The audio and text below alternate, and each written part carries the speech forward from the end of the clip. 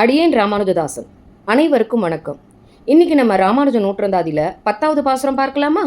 மன்னிய பேரிருள் மாண்ட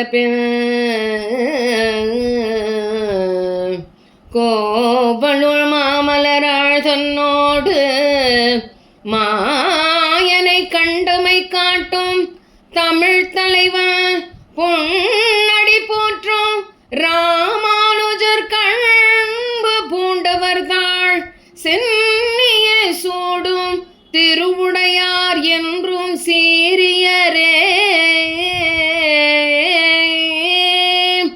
மனதில் படர்ந்த அறியாமை என்னும் இருட்டை அழித்த பின் திருக்கோவலூரில் பூங்கோதை தாயாருடன் எம்பெருமானை கண்டேன் என்று திருக்கண்டேன் என்று தரிசனம் செய்ததை சொல்லும் 3ஆம் திருவந்தாதியை இந்த உலகிற்கு அளித்த முதல் 3 ஆழ்வார்களில் ஒருவரான பேயாழ்வாரின் பொன்னான திருப்பாதங்களை போற்றும் ராமானுஜனிடம் அன்பு கொண்டவர்களின் திருவடிகளை தம் தலையில் சூடும் பாக்கியம் கொண்டவர்களே எப்போதும் எப்பொழுதும் சிறந்தவர்கள் ஆவார்கள். கோவிந்தர் பதற்றமும் பயமும் கலந்து தன் அண்ணனை எழுப்பினார் அல்லவா?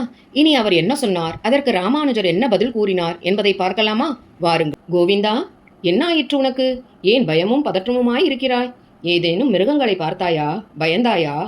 இல்லை அண்ணா, உறக்கம் என்பது என்ன? என்னடா இந்த இரவில் உறக்கத்தில் ஏதாவது புதிர் போடுகிறாயா? உடல் சற்று சோர்ந்து போனால் இமைகள் தன்னாலே மூடி நம்மை மறந்து மயக்கத்தில் இருப்போம். இன்னும் சொல்ல போனால் மரணத்திற்கான ஒத்திகை. அதே அண்ணா, உறங்க போனவன் மீண்டும் விழித்தால்தானே இங்கே மீண்டும் வாழ்க்கை. உறக்கத்தில் உள்ளவனை விழிக்காமல் செய்வதற்கு இங்கு சிலர் முயற்சிக்கின்றனர். கோவிந்தா, அந்த எம்பெருமான் காப்பான். இதோ இந்த அடர்ந்த காட்டில் ஏற்கனவே மிருகங்கள், விஷ ஜந்துக்கள் ஏதேனும் ஒன்றால் நமக்கு ஆபத்து வரலாம். காப்பவனான எம்பெருமான் இருக்க பயம் எதற்கு என்றார் ராமானுஜர். மரணம் என்பது எப்போது வேண்டுமானாலும் வரலாம். பிறந்த உடனேயே சில குழந்தைகள், சிலர் இள வயதில், சிலர் வாலிப வயதில், சிலர் வயதான பிறகு, யாருக்கும் எப்போது வேண்டுமானாலும் வரலாம். மரணம் வந்துவிடுமோ என்று பயந்து யாரும் தூங்காமல் இருப்பதில்லை. அது யாராலும் முடியவும் முடியாது. பெருமானை வணங்கி அவன் நம்மை காப்பாற்றுவான் என்ற நம்பிக்கையோடு நாம் உறங்க செல்ல வேண்டும். அண்ணா, நீங்கள் சொல்வது சரிதான்.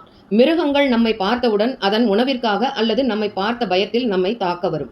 அப்போது நமக்கு மரணம் வரும். அது இயற்கை. ஆனால் இங்கே தனக்கு நிகரான சக மனிதனை ஒருவன் கொல்ல நினைத்தால் அதை எப்படி அறிய முடியும்?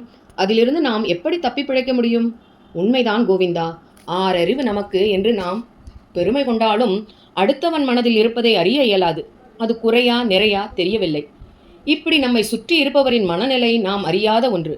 இந்த சூழலில் அந்த ஸ்ரீமன் நாராயணனே நம்மை காப்பாற்றுவான். இந்த நம்பிக்கையை பற்றித்தான் துருவன் மற்றும் பிரகலாதன் போன்ற சிறிய வயதுள்ள குழந்தைகள் கதைகள் நமக்கு சொல்லும் நம்பிக்கை ஊட்டும் கதைகள். அவ்விருவரின் அசைக்க முடியாத திருடமான நம்பிக்கை நாமும் கற்க வேண்டிய ஒன்று. அண்ணா, தங்கள் பேச்சுப்படியே இருந்தாலும் தெய்வத்தின் மீது நம்பிக்கை வைத்தாலும் தாய், தந்தை, குரு அப்புறம்தானே தெய்வம் என்று அந்த தெய்வத்திற்கு 4வது இடம்தானே. தெய்வத்தையும் மிஞ்சும் அந்த குரு என்பவர் யார்? அவரது கடமை என்ன? சற்று விளக்கம் சொல்லுங்கள் என்றார் கோவிந்தர். குரு என்பவர் நாம் நேரில் காணும் தெய்வம் ஆவார். நம் உள் இருக்கும் அஞ்ஞானத்தை போக்கி ஏனியாக தான் இருந்து நமக்கு ஏற்றத்தை தருபவர். பசுவின் பால், அண்ணா, பசுவின் பால் அமிர்தம். ஆனால் அந்த பால் நஞ்சாக மாறினால் நாம் எப்படி அதை தெரிந்து கொள்வது? கோவிந்தா, பசுவின் மடி என்றும் நஞ்சை கொடுப்பது கிடையாது. குரு இல்லாமல் யாராலும் இங்கே வாழ்வை கடக்க முடியாது. மன்னனே ஆனாலும் அந்த கண்ணனே ஆனாலும் குரு என்பவர் மிக அவசியம். குரு என்பவர் நீ சொன்னது போல் ஒரு நாள் விஷமானாலும் அதுவும் அவரின் தவறல்ல. தவறு மாணவனிடமே இருக்க முடியும். அண்ணா, நம் குருவை பற்றி தாங்கள் அறிந்த வகையில் அப்படின்னு சொல்லிட்டு இருக்கும் போதே ராமானுஜர் குறுக்கிட்டு, மிக்க ஞானம், வாதங்களை ஏற்காத பிடிவாதம் இருந்தாலும் அவரது ஞானம் நம்மால் அளக்கவோ அறியவோ முடியாது. அண்ணா, நான் அறிந்ததை எப்படி சொல்வேன்? குருவை காட்டிக் கொடுத்தால் பாவத்தை சேர்ப்பேன். உன்னை காக்காமல் விட்டாலும் பாவத்தை சேரத்தானே செய்யும். அண்ணா, எனக்கு நீ வேணும் அண்ணா என்று அழ ஆரம்பித்தார் கோவிந்தர். கோவிந்தா, ஏனடா அழுகின்றாய்? என்ன ஆயிற்று உனக்கு? நான் உன்னுடன் தானே இருக்கின்றேன். இனியும் எப்பொழுதும் உன்னுடனே இருப்பேன் என்று சொல்ல, இருக்கிறாய், நாளை இருப்பாயா? நாராயணா, நாராயணா, உன்னுடன் இருப்பேன், உயிருடன் இருப்பேன் என்று தன் தம்பியை இருக்க அணைத்துக் கொண்டார் ராமானுஜர். மேலே என்னவாயிற்று என்பதை அடுத்த பகுதியில் பார்க்கலாம்.